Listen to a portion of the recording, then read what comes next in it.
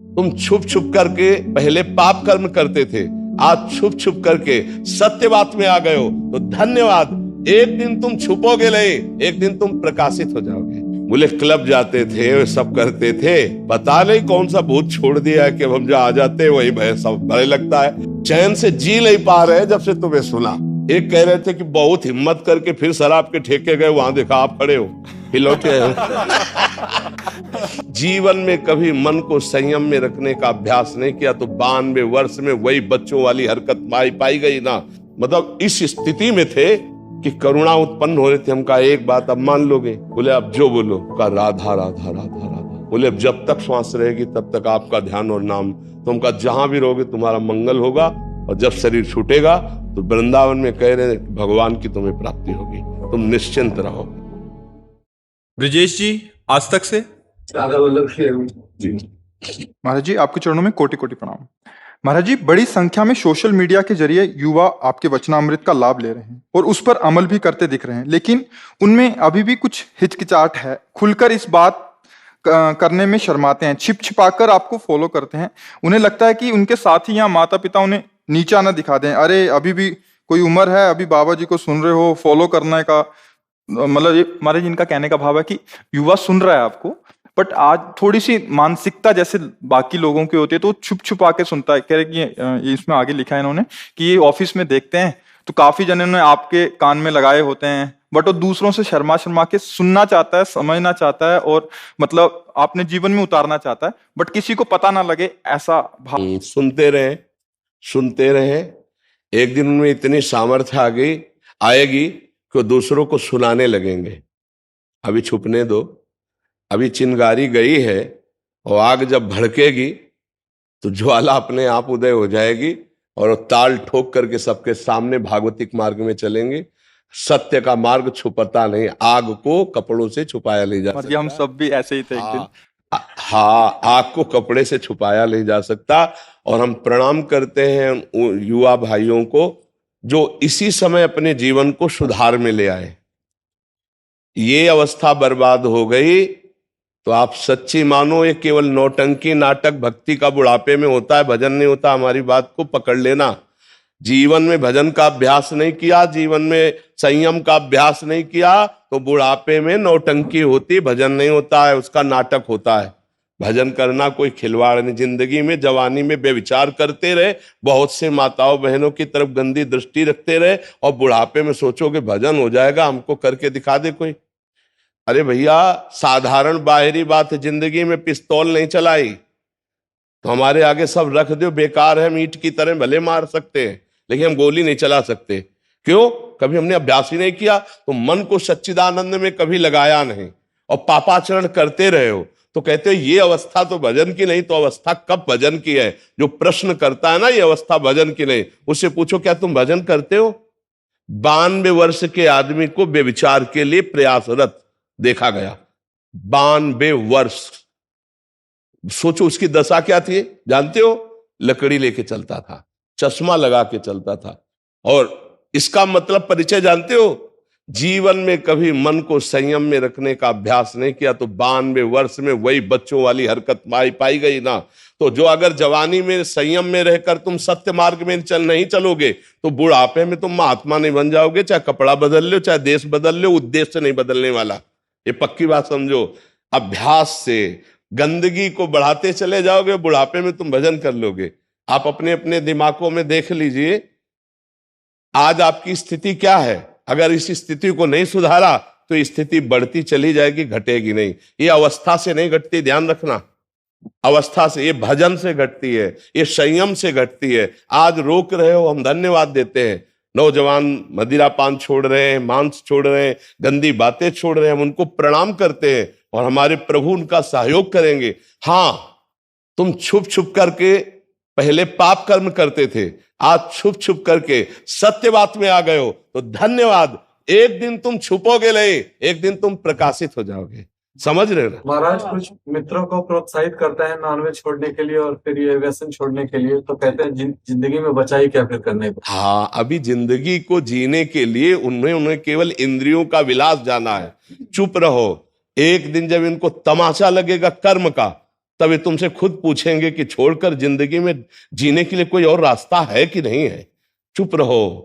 Cancer ऐसे फैल रहा है जैसे जुकाम और बुखार। ये किन कारणों से फैल रहा है? पापाचरणों से। पापाचरण बढ़ता चला जा रहा है तो पाप का आचरण रोग, नाना प्रकार के दुख, क्लेश, अशांति के रूप में आता है।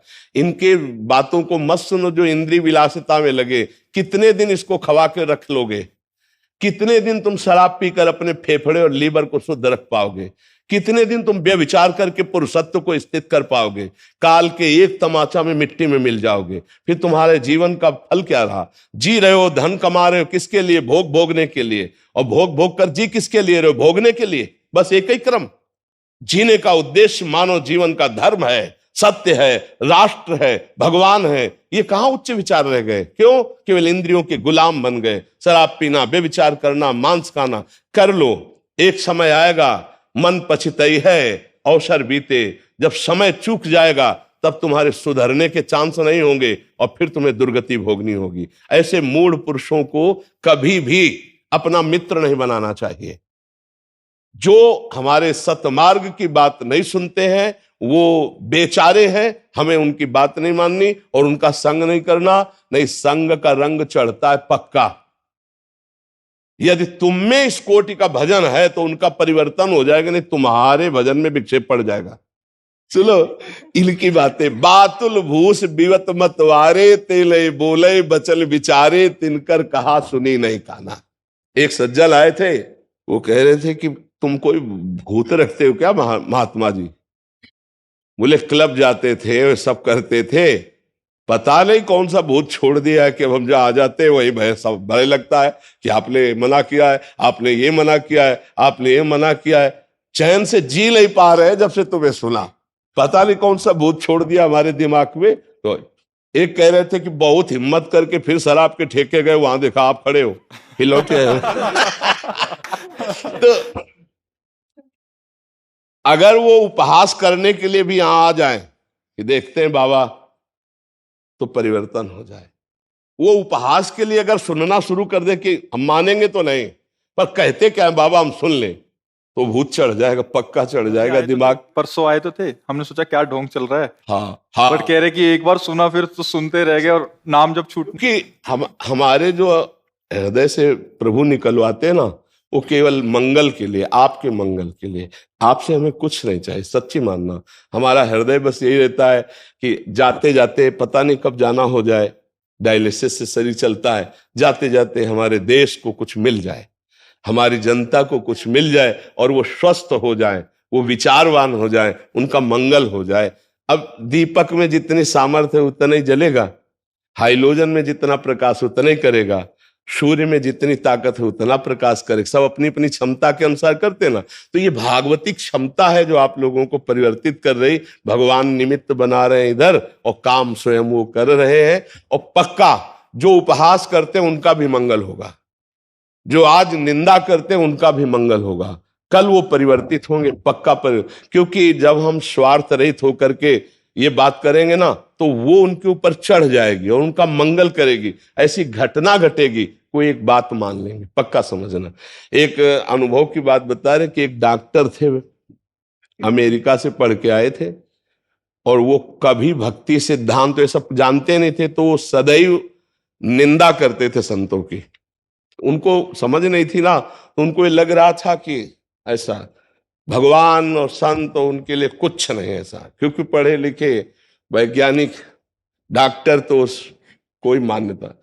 एक बार उनको समझाया गया कि आपको जो ज्ञान प्राप्त हुआ वो भी भगवान की कृपा से प्राप्त हुआ। आप जो अच्छे डॉक्टर हैं, आपको जो अंगों का शल्य क्रिया के द्वारा, ऑपरेशन के द्वारा पुनः जीवन प्रदान करना, ये भगवान की ही कृपा से आपको। वो किसी भी तरह तार्किक पुरुष किसी भी तरह नहीं मानता है। अचानक घटना घटी, एक्सीडेंट हुआ और उन्हीं की मेरुदंड टूट गई। और वो ऐसा सिस्टम है कि पूरा जीवन बर्बाद हो गया। तो एम्बुलेंस में लद के उन्होंने इच्छा जताई थी एक बार बाबा से हमें मिला दो। तो हितधाम में थे, एम्बुलेंस में वो नहीं आ पाए, रोड तक वो आए, रोड तक हम गए निकल के, रो रहे थे। और कह रहे थे है भगवान तो मुझे बचा ले। अब मतलब इस स्थिति में थे कि करुणा उत्पन्न हो रही थी। हम कहा एक बात अब मान लोगे? बोले अब जो बोलो। कहा राधा राधा राधा राधा। बोले अब जब तक श्वास रहेगी तब तक आपका ध्यान और नाम। तो हम कहा जहां भी रहोगे तुम्हारा मंगल होगा, और जब शरीर छूटेगा तो वृंदावन में कह रहे हैं भगवान की तुम्हें प्राप्ति होगी, तुम निश्चिंत रहो, बस सह लो, ये कोई प्रारब्ध भोग था और तुम्हारा परिवर्तन इसी से होना था। तो जब कोई ज्यादा उद्दंडता करता है तो फिर उनका प्रारब्ध भोग उनको उत्तर दे देता है और समझाने की योग्यता प्रदान कर देता है। जब तक बल रहा गजेंद्र में भगवान को याद नहीं किया, और जब जाना कि एक ही झटके में ग्राह ले जाएगा तुम्हारी, तो जब तक अहंकारी को चोट नहीं पहुंचती अहंकार में, तब तक वो भगवान और संतों को नहीं मानता। और जब एक बार उस पर प्रहार होता है तब उसको समझ में आता है कोई भगवान है, कोई है जो विश्व का विधाता है। इसलिए आप लोग तो ये उनकी बातों में प्रभावित मत होना और उनकी चिंता भी मत करना, क्योंकि एक जगह ऐसी है जहां एक दिन सबको लौट के आना पड़ेगा। आज नहीं तो कल तुम्हारा दिमाग जब थकेगा और संकट में फंसेगा तब तुम्हें नजर आएगा कि कोई है अगर तो ईश्वर है, वो मुझे बचा सकता है। पक्की बात समझ लेना। यहां स्वतंत्र नहीं, कर लो पापाचरण, जहां परिणाम आएगा तब तुम्हें ईश्वर की याद आएगी, पक्का आएगी। मन पछतई है अवसर बीते। अभी अवसर है तो मनोरंजन कर लो, अवसर हटेगा तो भोगना पड़ेगा। हमारी सबसे प्रार्थना है, आप लोग सौभाग्यशाली हैं, आप वृंदावन आए, आप संत समागम में आए, आप शराब मत पीना, मांस मत खाना, बेविचार मत करना, जितना हो सके वीर का संयम रखना और राधा राधा बोलना, आपको मंगल हो जाएगा। हमारी बात मान लेना, हम आपके ऐसे मित्र हैं जो आपका परम मंगल करने की बात कर रहे हैं।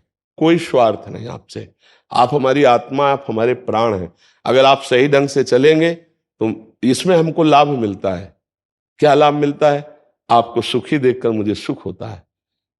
संतों को एक ही कष्ट होता है, जब कोई मनुष्य जीवन प्राप्त करके गंदे आचरणों में बढ़ता है तब उन्हें दुख होता है कि इस जीवन से भगवान की प्राप्ति हो सकती है, ये दुखों को मोल लेने जा रहा है। पापाचरण करके आज तक कौन सुखी हुआ है? अरे रावण जैसा कोई बलवान हुआ है क्या? बंदर ऐसे अपने पैर से उसकी खोपड़ियों में लात मारते जैसे फुटबॉल की तरह। तो मंदोदरी ने जो जब दशा देखी तब कहा राम विमुख अस हाल तुम्हारा और रहा न कोकुल रोवन हारा। वो दशानन जब चलता था, बाजू ठोक देता था, लोग के लोग कांप जाते थे। आज उसके खोपड़ियों को इस तरह से अपमानित इसलिए किया जा रहा है कि भगवान से विमुख होकर चरित्रहीन हो गया। समझ पा रहे? ये सब रहे न रावण सम अभिमानी, हिरणा कश्यप सम वरदानी, खान विभव की खान जगत में कुछ दिन के मेहमान, भजले श्री भगवान जगत में कुछ दिन के मेहमान। इसलिए आप लोग तो गंदे आचरण मत करना। जो आ गए हैं उनका कल्याण तो जरूर ही होना चाहिए, और जो सुन रहे हैं भगवान उन पर कृपा करेंगे, उनकी भी बुद्धि बदलेंगे, और जो उपहास कर रहे हैं उनको भी बदलना पड़ेगा, आज नहीं तो कल।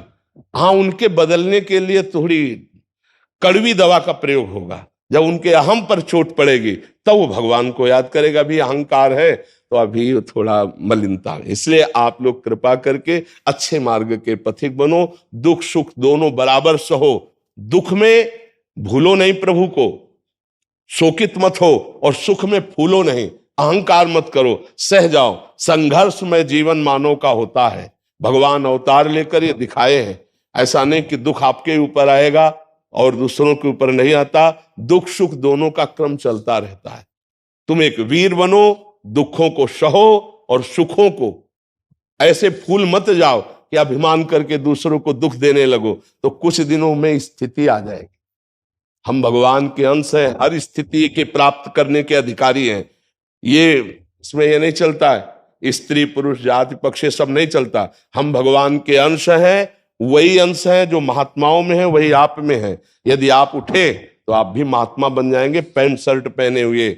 आपको ऐसा जीवन हो जाएगा जगत मंगल करने वाला। इसलिए नशा न करो, बेविचार मत करो, गंदे आचरण मत करो, अपने बुजुर्गों की सेवा करो। दीन पतित जहां तुम्हें ऐसा अवसर मिले कूद पड़ो, उनकी सेवा करो, भगवान प्रसन्न हो जाएंगे।